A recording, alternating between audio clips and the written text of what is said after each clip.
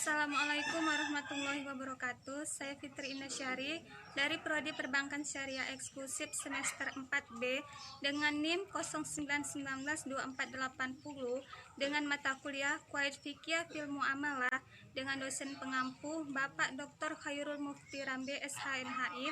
Kali ini saya akan membahas materi tentang Al-Aslu fil Al-Sifat Al-Arido Al-Adam. Selamat menyaksikan, semoga bermanfaat untuk kita semua. Kaidah ketiga, al-aslu fil al-sifat al-arido al-adam, yang mana pada dasarnya yang kuat ada pada sifat-sifat yang mendatangkan adalah tidak ada.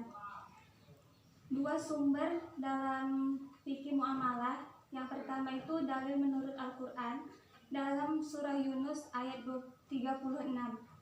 Dalam artinya, dan kebanyakan mereka itu tidak mengikuti kecuali prasangka. Sesungguhnya prasangka itu tidak sedikit pun berguna untuk mencapai kebenaran. Sesungguhnya Allah mengetahui apa yang mereka kerjakan. Yang kedua, hadis yang diriwayatkan oleh Abu Hurairah radhiyallahu anhu.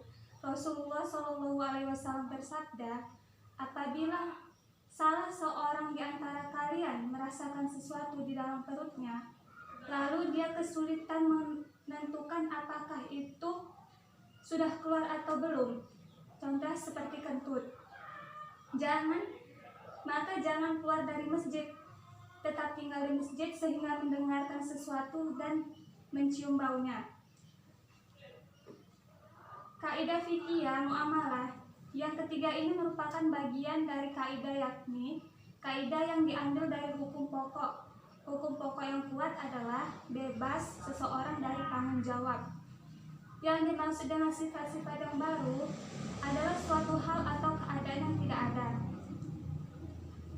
Keadaan yang tidak ada pada pokok tersebut, melainkan baru adanya setelah hal itu terjadi. Jadi pokok pada sifat-sifat yang baru adalah tidak ada. Apabila ada orang yang mengakuinya, maka ia wajib membawa bukti untuk menetapkannya. Sedangkan pokok pada sifat yang tidak ada, sedangkan pada pokok yang sifat asli adalah ada. Menurut Abdul Karim Al-Jaidan, berdasarkan hal ini dikatakan bahwa sifat-sifat didasarkan oleh ada atau tidaknya itu terbagi menjadi dua. Yang pertama, sifat yang keberadaannya pada saat itu adalah baru dalam artian sesuatu itu berdasarkan tabiatnya kosong. Dari sifat-sifat itu pada umumnya inilah yang dinamakan dengan sifat-sifat yang baru, karena ada sifat tersebut baru datang setelah adanya sesuatu itu sendiri. Sedangkan kaidah pokok pada sifat-sifat yang seperti ini adalah al-adam atau tidak ada. Yang kedua, sifat yang keberadaannya pada sesuatu bersamaan dengan keberadaannya. Keberadaan itu sendiri sama artinya dengan keberadaan berbarengan dengan adanya sesuatu, sehingga secara alami sesuatu itu termasuk bagian darinya, atau secara umum termasuk bagian darinya. Inilah yang disebut dengan sifat asli. Dalam akad muamalah tidak ada sifat-sifat yang berupa syarat-syarat seperti adanya syarat-syarat. Dalam akad muamalah tidak ada sifat-sifat yang berupa syarat. Syarat-syarat itu mendatang kemudian. Oleh karena itu, jika sifat-sifat itu berupa syarat-syarat yang ditentukan oleh kedua belah pihak seperti perjualbelian yang mengharuskan syarat antara dua pihak. Hadis Rasulullah Shallallahu alaihi wasallam bersabda yang diriwayatkan oleh Al-Baihaqi dari Yunus radhiyallahu anhu, orang Islam diwajibkan menetapi atau mensyarat-syaratkan mereka, kecuali syarat-syarat yang halal menjadi haram atau yang haram menjadi halal. Misalnya itu seperti dalam akad yang dicantumkan syarat yang mengandung unsur riba, seperti utang piutang dengan syarat penambahan barang atau uang pada saat pengembalian barang.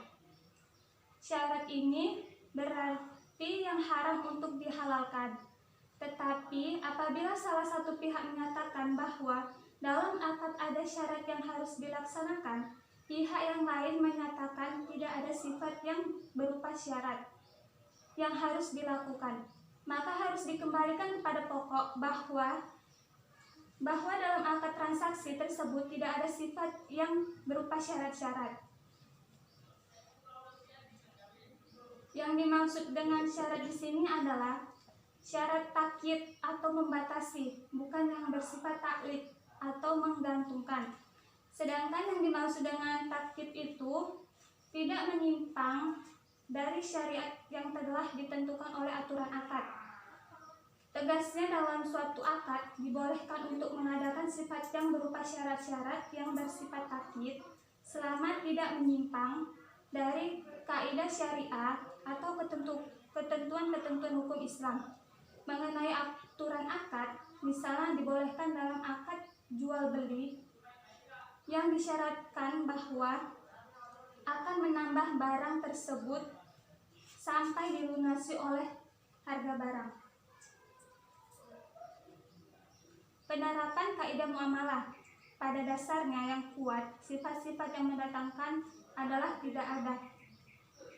Yang pertama itu adalah dalam akad jual beli, apabila terjadi suatu pertengkaran atau perselisihan di antara sesama individu, maka satu pihak mengatakan bahwa akad jual beli yang diadakan digantungkan dengan syarat tertentu, sedangkan pihak lain mengatakan sebaliknya, yakni bahwa akad jual beli diadakan itu tanpa digantungkan dengan syarat tertentu. Yang kedua, apabila pelaku mudharabah mengatakan saya tidak untung, sedangkan orang pemilik modal tadi mendapatkan keuntungan tersebut, maka perkataan pelaku mudharabah tadi yang dianggap dibenarkan karena asalnya pelaku mudharabah itu tidak untung.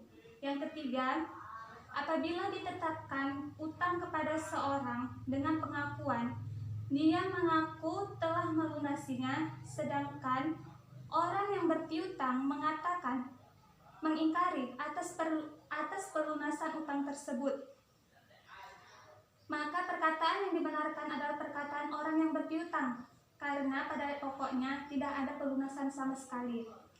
Dapat dipahami bahwa muamalah itu adalah aturan-aturan Allah Subhanahu wa Ta'ala yang mengatur hubungan manusia sesama manusia. Dalam kaitannya ini untuk memperoleh dan mengembangkan harta benda masing-masing individu. Al-Fikri membagi muamalah itu secara sempit terbagi menjadi dua. Yang pertama, al-muamalah al-madiyah, yaitu muamalah yang bersifat kebendaan, karena objek fikih muamalah adalah harta benda yang halal, seperti hal yang diharamkan dan yang membuat syubhat untuk diperjualbelikan.